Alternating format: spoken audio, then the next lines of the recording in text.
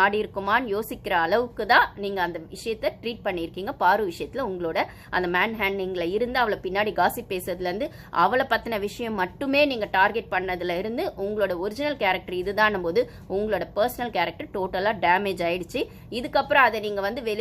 பழைய மாதிரி மாத்துறதுக்கு அவங்களோடது அது பர்சனல் எஃபர்ட், அதுக்குள்ள நான் வரல. பட் ஆனா எந்த அளவுக்கு நெகட்டிவா ஆடக்கூடாதுன்னு சபரியும் விக்ரம் ஆடினாங்களோ அது ஆப்போசிட்டா அப்படியே ரிவர்ஸ் ஆகி அவ்வளோ நெகட்டிவாக போயிடுச்சு. உங்களுக்கு ஓட்ஸே வந்தாலும் அவ்வளவுதான். ஓகேங்களா? ஸோ இதுதான் இவங்களோட ரியல் கேரக்டர் போல இவ்வளோ வெஞ்சன்ஸாக இருக்காங்களே அப்படிங்கிற அளவுக்கு உங்களோட கேரக்டரை நீங்களே எக்ஸ்போஸ் பண்ணிக்கிட்டீங்க அப்படின்னு தான் சொல்லணும். கேம் ஆடணுன்றதுல டாஸ்க் ஆடணுன்றதை மீறி அவளை அடிச்சு ஆடணும்னு நினைச்ச உங்களோட அந்த குணம் வந்து வெளியில அப்பட்டமா தெரிஞ்சு நீங்க எக்ஸ்போஸ் ஆயிட்டீங்க அப்படின்னு தான் சொல்லுவேன். ஸோ அப்போ கிச்சன் டீமுக்கு கொடுக்கவே கூடாதுன்னு தெளிவா இருக்கும்போது இப்போ இந்த இடத்துல கிச்சன் டீமுக்கு கொடுக்க கூடாது, அவங்க ஏதாவது வேலை செஞ்சாதான் கொடுக்கணும் மீறி அவங்களுக்கு வந்து சமையலுக்கு நம்ம வந்து போய் வந்து இதை செஞ்சு கூட அதை செஞ்சு கூட அந்த ஸ்கோப்பே கொடுக்க கூடாது அப்படின்னு விக்ரம் ஒரு இடத்துல சொல்லியிருப்பாரு. இது வந்து விக்ரம் கனி பேசும்போது இல்ல, அவங்க குரூப் கூட பேசும்போது, அதாவது அந்த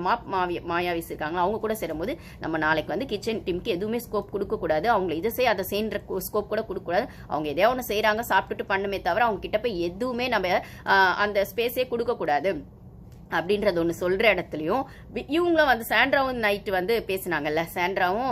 பாருவுமே பேசுறாங்க, நம்ம இவ்வளோ செஞ்சு இன்னைக்கு நம்மளுக்கு எதுவுமே கொடுக்கல, அப்போ எதுக்கு நம்ம நாளைக்கு செய்யணும், நாளைக்கு நம்ம எதையாச்சும் பஞ்சாயத்து பண்ணலாம் அப்படின்னும் போது இல்ல அப்போ பாரு கரெக்டாக சொல்வா, இல்லக்கா நானே சொல்லியிருக்கேன் சாப்பாட்டில் அரசியல் பண்ணக்கூடாது, அரசியல் பண்ணி தான் அந்த கன்னியாக்கா குரூப் அப்பெல்லாம் ஸ்டார்டிங் பண்ணுவோம், இது நம்மளுக்கு ஃபேரா இருக்காது. ஸோ நம்ம என்ன பண்ணலாம்னா பேசிக்கா என்ன பண்ணுமோ பண்ணலாம், எக்ஸ்ட்ரா ஏதாச்சும் பிரச்சனை வந்துச்சுன்னா பாத்துக்கலான்ற மாதிரி சொல்லும்போது இதே நம்ம நாளைக்கு என்ன பண்ணலாம்னா கொடுக்கறத விடவும் ஜாஸ்தி நம்ம செய்யலாம்.